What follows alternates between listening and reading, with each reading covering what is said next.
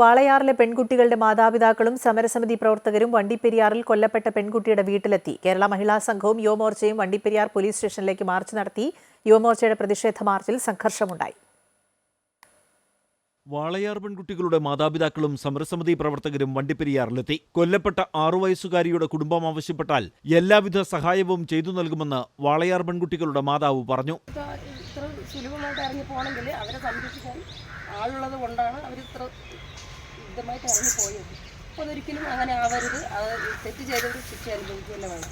Case അട്ടിമറിച്ചുവെന്നാരോപിച്ച് യുവമോർച്ചയുടെ നേതൃത്വത്തിൽ Vandiperiyar police സ്റ്റേഷനിലേക്ക് March നടത്തി. പ്രതിഷേധക്കാർ ബാരിക്കേഡ് മറികടക്കാൻ ശ്രമിച്ചത് സംഘർഷത്തിനിടയാക്കി.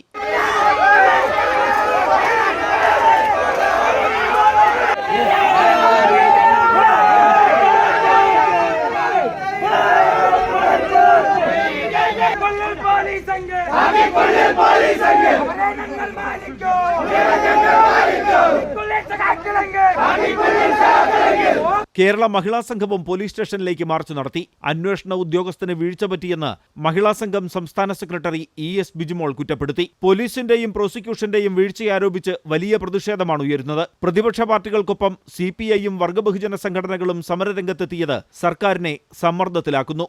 അമൃത ന്യൂസ്, ഇടുക്കി.